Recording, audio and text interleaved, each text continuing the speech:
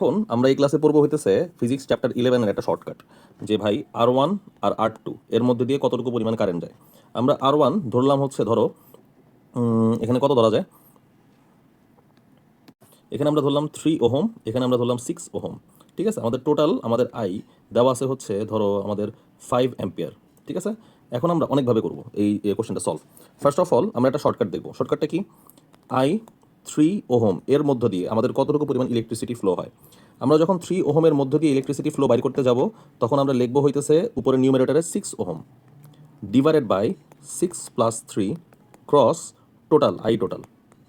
তার মানে আমরা কি লিখলাম, নিউমারেটরে লিখলাম হচ্ছে আমরা যেটার ওহম বাইর করতে যাব ঠিক তার অপোজিটটা, আর ডেনোমিনেটরে কি লিখবো, দুইটার সামেশন। তার মানে এখানে 6 ডিভাইডেড বাই 9 ক্রস 5, তার মানে আমার অ্যান্সার আসতেছে 2 ডিভাইডেড বাই 3, তার মানে অ্যান্সার আসতেছে 10 ডিভাইডেড বাই 3।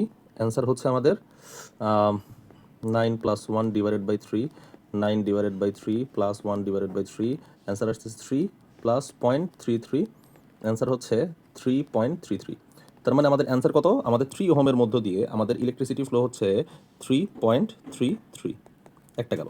দুই নাম্বারটা হইতেছে আমাদের 6 ওহমের মধ্য দিয়ে কতটুকু যায়। তোমরা চাইলে এভাবে বের করতে পারো যে 5 মাইনাস 3.33, ভাই এটা মাইনাস দিয়ে দেন, তাইলেই আমরা পাবো 6 ওহমের মধ্যে দিয়ে কতটুকু ইলেকট্রিসিটি যাবে। যাবে হইতেছে আমাদের কত, 67, 1.67 এতটুকু পরিমাণ যাবে।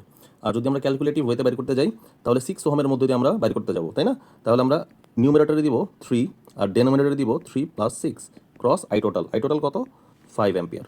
তার মানে অ্যান্সার হচ্ছে আমাদের কত, 3 ডিভাইডেড বাই 9 ক্রস 5।